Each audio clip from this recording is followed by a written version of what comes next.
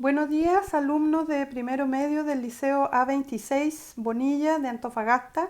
Esta es la clase número 1 sobre los elementos del género narrativo. Lo primero que quiero llamar la atención de ustedes es la disposición de los acontecimientos. ¿Qué es la disposición de los acontecimientos?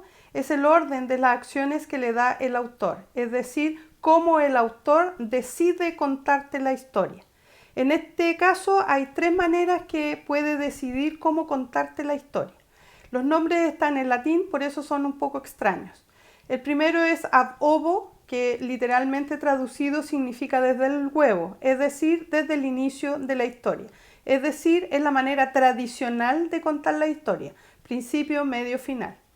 La segunda manera es in media res, que también está en latín, que significa desde el medio. ¿Sí? Es decir, que te van a contar una historia partiendo por el medio, es decir, tú vas a llegar al medio de una historia que necesita tener un final, un desenlace, y en el medio te van a ir dando antecedentes para que entiendas por qué se llega a ese final. Y por último está in extrema res, es decir, en un extremo de la cosa, es decir, en este caso desde el final. Te van a contar el final primero y después te van a ir dando antecedentes de por qué se llegó a ese final. La segunda cosa que quiero remarcar y que les quede claro es la clasificación de los personajes. La clasificación de los personajes tiene tres elementos que tomar en cuenta. El primero, como dice ahí, la primera clasificación tiene que ver con la función que cumple el personaje. Esa función puede ser de tres maneras: protagonista o principal, es decir, si saco ese personaje no tengo cuento; el secundario, que normalmente es el amigo, el acompañante del protagonista; y los que se llaman incidentales, que son los que aparecen una sola vez en el cuento o los nombran. La segunda clasificación tiene que ver con la caracterización de los personajes, es decir, si son redondos o son planos. Si son redondos, son personajes complejos. ¿Qué queremos decir con complejo? Significa que tienen una psiquis compleja, es decir, que se dan muchos antecedentes para poder describirlos y definirlos.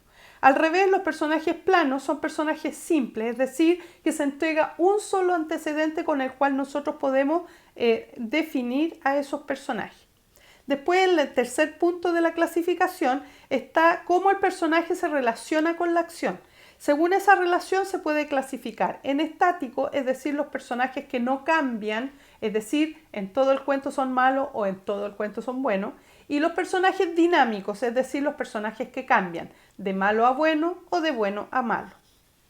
Después tenemos el otro punto, que es los personajes tipo.